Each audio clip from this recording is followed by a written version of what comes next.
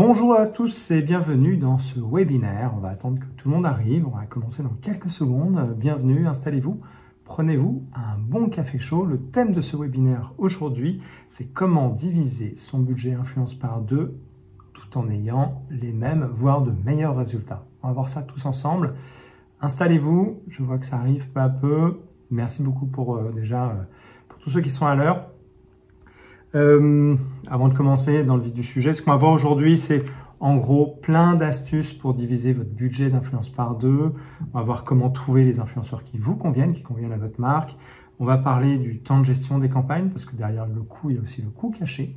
On va regarder tout ça, comment éviter les erreurs, comment mesurer les résultats pour, quand on parle aussi de réduire ses budgets, c'est aussi pour maintenir les résultats. On va voir tout ça ensemble. On va commencer. Ce que je vous invite à faire, c'est mettre votre nom dans le chat et dire ce que vous attendez aussi. Donc voilà, vous pouvez commencer à le faire. J'essaie de répondre aux différentes questions tout au long de ce webinaire. On commence.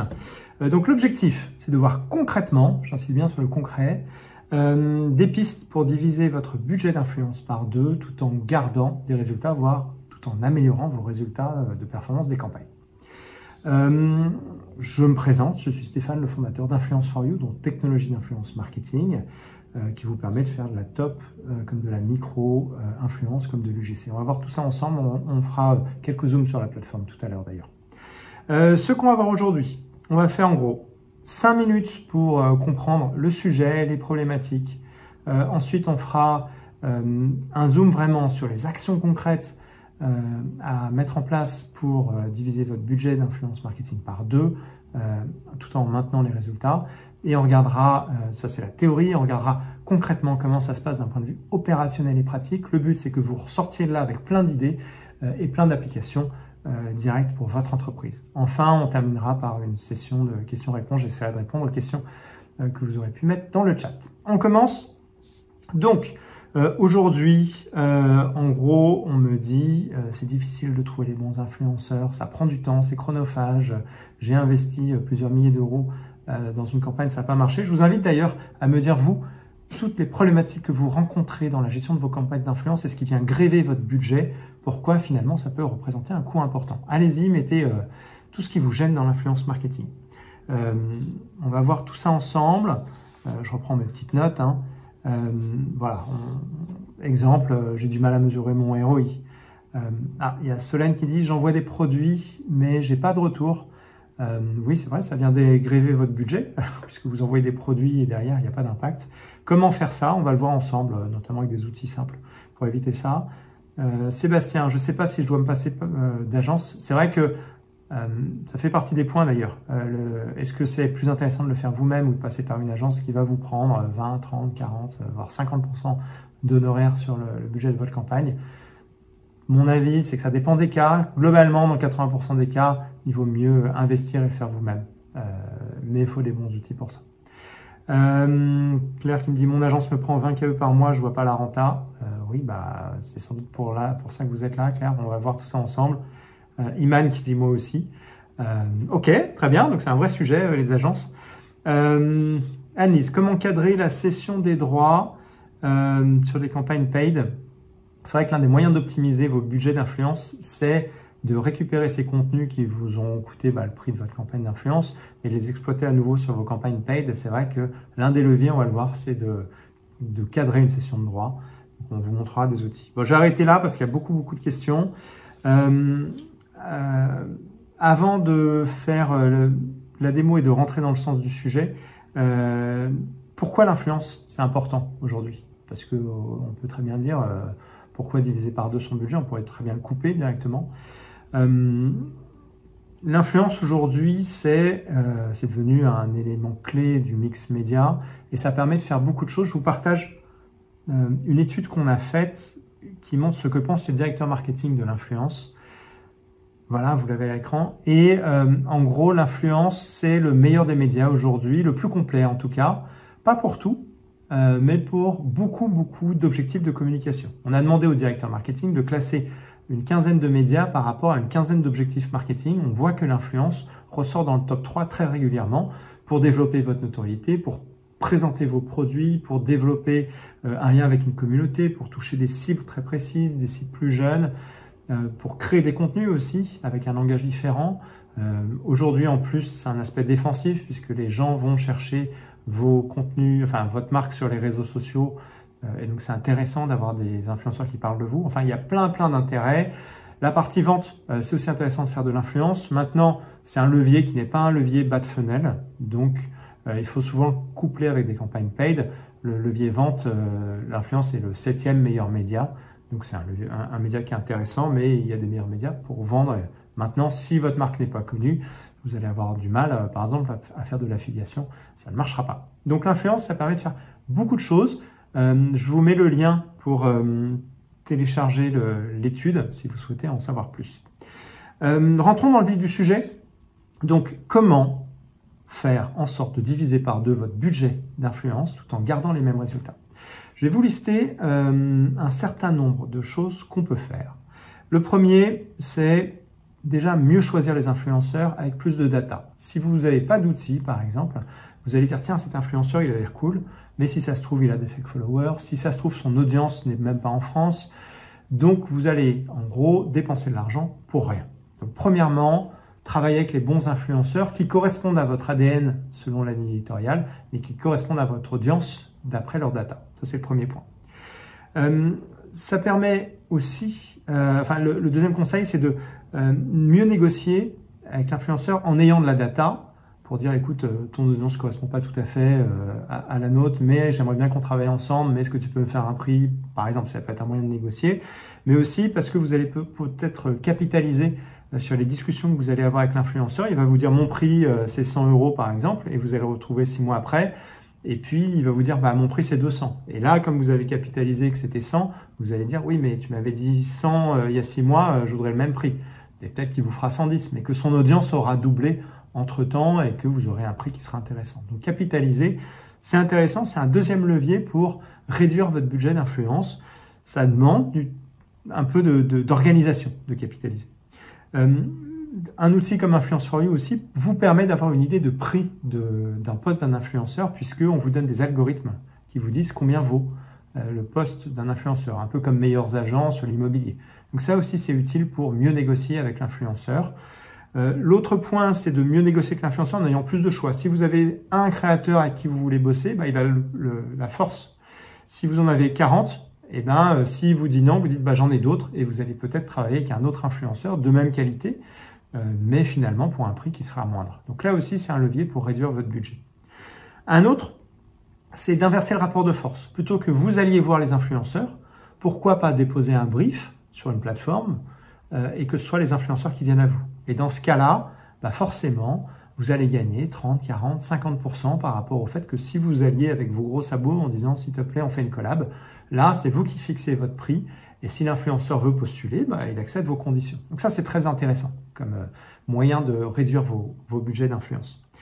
L'autre, c'est de faire des campagnes plutôt de micro-influence type gifting, parce que les micro-influenceurs vous demandent beaucoup moins cher. Maintenant, l'inconvénient de la micro-influence, c'est que c'est très chronophage. Donc, attention, si vous pensez que c'est une bonne idée, ça peut être une fausse bonne idée si vous n'avez pas les outils qui vous permettent d'industrialiser la relation avec les micro-influenceurs. Autre point que vous pouvez faire, c'est vous passer d'agence. Ça rejoint un peu les discussions qu'il y avait tout à l'heure. Si vous avez un outil qui vous permet de facilement trouver les influenceurs, facilement gérer vos campagnes, voire qui est capable de vous faire une reco sur un influenceur grâce notamment à l'intelligence artificielle, puisqu'aujourd'hui l'IA est capable de voir toutes les vidéos de l'influenceur et vous dire « Ah, celui-là il est pertinent, ah, celui-là il n'est pas pertinent » par exemple, et vous pouvez vous passer d'agence. Et donc là, vous allez gagner tout de suite 20, 30, 40, 50% de votre campagne d'influence. Et juste avec ce levier-là, on a déjà répondu à l'objectif de ce webinaire. Je continue sur les autres pistes. Ça peut être de réfléchir un peu plus globalement, dire j'ai une campagne d'influence, mais je vais récupérer les contenus pour les publier sur mes réseaux ou sur des campagnes d'ads, et donc d'inclure dans le brief initial la demande des cessions de droits. Ça, c'est utile. Ou d'amplification du poste. Pensez-le au début, ça vous fera faire des économies parce que si vous le demandez après, forcément l'influenceur va vous demander un prix plus élevé. Alors que quand vous êtes dans la négociation, c'est plus facile de le faire passer. Et par contre, utilisez-le derrière, parce que si vous le négociez en amont et que vous ne l'utilisez pas, c'est un peu dommage. Autre point, c'est de mesurer l'impact de vos campagnes pour chaque influenceur et ensuite de retravailler avec les 30% meilleurs régulièrement et de demander à ce moment-là des contrats sur du long terme en demandant des réductions. Il y a un double avantage, c'est que vous travaillez avec les meilleurs et en plus, comme vous faites des collaborations long terme, vous allez encore gagner en prix. Voilà, ça fait déjà pas mal. Hein. Il y a sans doute d'autres idées, vous pouvez les mettre dans le chat. Mais donc vous voyez qu'avec l'ensemble de ces leviers, vous allez très facilement diviser par 2 votre budget influence. Et en plus, si vous avez un outil qui vous processe tout ça, vous allez en plus diviser votre temps par 2, 3, 10 par rapport au fait de le faire soi-même. Et c'est ce qu'on va voir maintenant dans la démo de présentation d'Influence for You. Continuez à mettre des points, des questions sur le chat. Ce sera avec plaisir que j'y répondrai après la démo. On va essayer quand même de tenir en 20 minutes au final. Là, j'en suis à 10 minutes. Je vous présente maintenant l'outil ultime pour mettre en œuvre tout ce que je viens de vous citer, c'est-à-dire pouvoir vous passer d'agence, trouver facilement des influenceurs, avoir le choix pour négocier, etc., etc. La plateforme Influence for You permet de le faire directement, seul. Ça vous permet de gagner du temps, trouver les bons influenceurs, mesurer l'impact de vos campagnes, et tout ça avec un business model simple puisque vous payez l'accès à la plateforme sur abonnement et vous pouvez choisir les modules que vous voulez. On a 4 modules. Un premier module qui est Discovery qui permet de faire de la data et de la recherche sur les influenceurs. Un autre Project pour plutôt faire des collaborations avec des top influenceurs. Marketplace, on a une marketplace de 250 000 créateurs qui peuvent postuler à vos briefs. Donc ça, c'est intéressant pour faire des campagnes de gifting et gagner énormément de temps sur la gestion de vos campagnes de micro-influence. Et enfin, un autre module qui est un module qui n'est pas de l'influence, qui est de la création de contenu avec des comédiens qui ont peut-être 0 abonnés. Mais ça vous permet de déposer un brief et d'avoir des vidéos qui vous sont proposées. Ça peut être utile dans le cadre de la réduction de vos coûts de production. Donc ce dernier module, je ne vais pas trop insister dessus. On va surtout voir les 3 premiers modules. Le premier module, c'est le module Discovery. Donc en gros, comment analyser et trouver les bons influenceurs. Donc là, je mets un critère. Par exemple, je cherche des influenceurs vegan. Ça me propose des influenceurs. Je peux les ajouter à des listes si je veux. Tiens, influence vegan en France, en Espagne, etc. Et surtout, consulter les stats. Est-ce que leur communauté engage? Est-ce qu'ils ont des fake followers? Est-ce que leur audience correspond à la mienne? Ce qui permet vraiment d'optimiser votre budget pour éviter que vous travaillez avec un influenceur et que son audience ne corresponde pas à la vôtre. Voilà. Donc ça, c'est un premier levier d'optimisation dont on a parlé tout à l'heure. Sur chaque fiche influenceur, vous allez pouvoir capitaliser, c'est-à-dire mettre des notes pour dire « il m'a proposé 100 €, ça sera utile pour négocier pour plus tard ». Vous avez aussi des informations de prix. On vous donne un algorithme qui vous permet de savoir combien vaut le poste d'un influenceur. Et enfin, vous avez les infos de contact, classiquement, pour le contacter. Si vous êtes sur Instagram, TikTok, YouTube, Twitch, vous avez aussi un plugin Chrome à installer pour avoir les statistiques de l'influenceur et pouvoir les ajouter à vos listes. Ça, c'est une façon de trouver les bons influenceurs. Il y en a une autre qui est, je mets un mot-clé, je vais chercher les contenus. Et à partir de ces contenus, je vais trouver quels sont les influenceurs qui ont fait le plus d'engagement et que je vais contacter. Donc là, j'ai mis vegan aussi. J'ai trouvé ce contenu qui a fait 33 000 likes. Je dis, tiens, cette influenceuse a l'air top. J'ajoute à ma liste pour la contacter plus tard. Le but de tout ça, c'est finalement que vous ayez, comme on l'a dit tout à l'heure, le choix des influenceurs et que vous puissiez mieux négocier pour optimiser votre budget. Autre point, pour aussi suivre la performance, c'est de regarder ce qui se fait sur les réseaux sociaux entre vous et vos concurrents. Donc là, par exemple, je suis Decathlon, je vais me comparer à Intersport. Je regarde comment ça évolue sur les réseaux sociaux. Est-ce qu'ils produisent plus que moi? Est-ce que ça engage plus? Mais surtout, quels sont les influenceurs qui ont parlé de moi ou de mon concurrent? Ça aussi, c'est utile parce que si un influenceur vous aime déjà, il vous demandera beaucoup moins pour faire une opération avec vous. Donc là aussi, c'est un levier qui est intéressant pour faire une OP. Aussi, si un influenceur a parlé de vos concurrents, ça veut dire qu'il est habitué à le faire et qui peut-être vous demandera moins qu'un influenceur qui ne connaît pas votre secteur, et donc ce sera aussi intéressant. Puis si vous pouvez en plus piquer les influenceurs de votre concurrent, pourquoi pas? Mais bon, après, il faut que vous ayez les produits qui correspondent à ce que souhaite l'influenceur. Le deuxième module, c'est le module Project. Donc, l'idée, c'est que vous faites un casting avec tous les influenceurs que vous avez trouvés et vous allez négocier avec ces influenceurs. Et voir surtout Qui vous a dit oui, qui vous a dit non, qu'est-ce qu'il vous propose en termes de tarifs. Le but, c'est vraiment d'avoir le choix en termes de prix et d'optimiser votre budget. Donc c'est facile, hein, vous glissez, déposez les cards d'une colonne à l'autre et vous allez pouvoir suivre où vous en êtes. À tout moment, vous avez les stats de l'influenceur qui s'affichent et puis vous pouvez aussi partager votre casting en interne ou à d'autres personnes et partager une recommandation. Ça, c'est utile notamment pour les agences. Voilà, donc ça, c'est la gestion du casting. Le but, hein, encore une fois, c'est de savoir où vous en êtes, de perdre le moins de temps possible et de mieux négocier. Pour la négociation, vous allez pouvoir signer des contrats. C'est plutôt quand vous faites de la top influence, hein, comme on l'a dit. Le but, c'est que tout soit écrit noir sur blanc et que vous ne vous fassiez pas avoir, que ce soit clair, limpide et que l'influence signe s'engage sur ce qu'il a signé. Vous allez pouvoir suivre votre budget aussi, ça c'est utile, pour être sûr que l'influenceur ne vous surfacture pas. Bon, ça arrive quasiment jamais, mais quand même, c'est un élément intéressant. Et enfin, le bilan, c'est toujours une tannée d'aller chercher les contenus. Là, ça se récupère automatiquement, même les stories, pas besoin d'aller courir après. Le reporting se fait et ça vous permet d'analyser quels sont les influenceurs qui ont le mieux performé sur votre campagne pour éventuellement proposer des collabs sur le long terme. Voilà. Ça, c'est le module Project. On va voir le module Marketplace, qui est un module où là, les influenceurs viennent à vous. Le principe, c'est que vous déposez un brief et les influenceurs accèdent à votre brief, c'est ce qu'on voit ici, peuvent le consulter, voir ce que vous demandez, peuvent voir si vous proposez une rémunération, peuvent voir quel est l'avantage produit que vous leur offrez.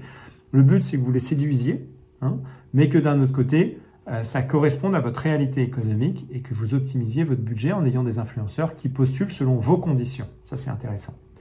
Là, l'influenceuse a postulé. Vous avez directement toutes ses stats, comme d'habitude, hein, pour être sûr de travailler avec une bonne influenceuse. Là, on voit qu'elle est moyenne, globalement. Je ne suis pas sûr de la prendre. Si vous l'acceptez, ça lui enverra un mail. Vous récupérez l'adresse postale, vous pourrez envoyer un produit ou alors vous envoyez un bon d'achat directement. Et ça vous simplifie votre process de gestion des micro-influenceurs. On a donc 250 000 créateurs, 130 000 en France, et vous pouvez le faire facilement. Ensuite, les influenceurs vont faire leurs posts et vont les déclarer sur la plateforme. Ceux qui n'ont pas encore posté, vous allez pouvoir le voir ici directement et les relancer facilement pour éviter que vous ayez, comme disait Solène tout à l'heure, des articles que vous avez envoyés qui sont perdus. Là, vous allez avoir les informations pour les relancer, mail, téléphone et autres, pour éviter qu'il y ait ces pertes. Le but étant d'optimiser, encore une fois, votre budget d'influence, de ne pas perdre de temps, de ne pas perdre non plus de produits envoyés qui ne servent à rien. Et à la fin, vous avez bien sûr le reporting pour mesurer l'impact de chaque poste et donc pouvoir proposer aux meilleurs influenceurs des nouvelles collaborations. Le dernier point, je ne vais pas m'étendre dessus, c'est le module UGC, c'est plus de la création de contenu en mode concours de vidéo. Donc ce n'est pas de l'influence, mais vous pourrez, si ça vous intéresse, on pourra en discuter. J'en ai fini sur ce discours. Vous avez compris, c'est des actions très concrètes qui sont beaucoup basées sur un outil, parce que sans outil, déjà, vous n'allez pas pouvoir vous passer d'agence parce qu'il faut que vous ayez quand même de la data.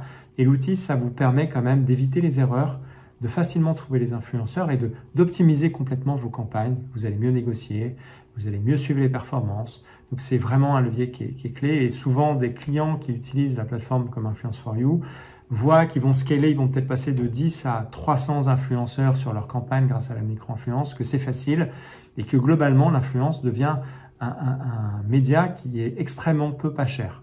Pour vous donner un ordre d'idée, la micro-influence, c'est à peu près 4000 vues par poste. Quand vous envoyez un produit, c'est 4000 vues. Si vous envoyez un produit qui coûte 40 € de prix de revient, ce qui est énorme, ça vous fait 1 centime la vue. Donc vous voyez que la micro-influence, c'est un levier qui est extrêmement rentable quand vous voulez l'utiliser et que je vous conseille vraiment d'intégrer dans votre plan de communication. J'espère que ce webinaire vous a plu. On a fait le tour. Je regarde s'il y a des questions complémentaires. Peut-on faire de l'affiliation? C'est une bonne question. La réponse est oui, mais n'y attendez pas grand-chose. En gros, si vous faites une campagne qui est basée que sur l'affiliation, vous allez avoir assez peu de postulations. Ce que je vous conseille, moi, c'est de soit rémunérer les influenceurs même un peu en fixe, soit d'offrir des produits gratuits, ça marche bien, et de dire, et en plus, en cerise sur le gâteau, tu peux toucher des commissions sur l'affiliation en partageant le lien ou le code promo. Mais retenez qu'on ne peut pas traquer, on peut pas mettre de lien traqué sur Instagram, sur les Reels ou sur TikTok, donc l'affiliation est plus compliquée. Donc la réponse est, c'est possible de le mettre dans le brief, mais je vous le conseille pas. Quelle différence de traitement top, micro, UGC, demande Jade. Bon, les tops, ce sera plutôt avec Project que vous allez gérer, c'est vous qui allez vers eux, ce sera des négos one-to-one. La micro, c'est plutôt sur la plateforme, vous mettez votre brief et c'est les influenceurs qui respectent vos conditions, donc vous êtes c'est votre force. Maintenant, ça peut être chronophage, donc les outils vous permettent de gagner du temps. Et l'UGC dont je parlais tout à l'heure, là, c'est vraiment création de contenu pour vos campagnes d'ADS. Ça peut être mixé avec de l'influence, mais je ne vais pas rentrer dans les détails. Voilà, j'en ai fini. Je vais arrêter sur 20 minutes parce que je ne pourrais pas en parler pendant des heures. Ce que je vous propose, c'est une offre pour ceux qui sont allés jusqu'au bout de ce webinaire. C'est prenez rendez-vous dans mon agenda. Je vous envoie le lien de mon agenda. Donc, n'hésitez pas si vous voulez qu'on en discute en one-to-one. Ça, c'est vraiment... Voilà, ça me fera plaisir et je pourrai répondre à d'autres questions. Et deuxièmement, nos offres incluent un onboarding obligatoire qui vaut 490 €. Et bien, écoutez, si vous êtes passé par le webinaire, vous aurez une réduction de 50% sur cet onboarding, ce qui est toujours ça de prix. Ça réduit votre budget de 50%. Ça rentre dans cette démarche-là du webinaire. Et puis, surtout, vous aurez l'outil magique pour mieux gérer vos campagnes d'influence et faire 50% de réduction globale sur votre budget influence avec toutes les astuces que je vous ai données et l'outil. Et tout en gardant la mesure des résultats ou en ayant de meilleurs résultats. Voilà, je vous remercie encore. J'ai dépassé d'1 minute 30, je m'en excuse. Je vous souhaite une très bonne journée et je vous dis à très bientôt sur Influence for You. Au revoir.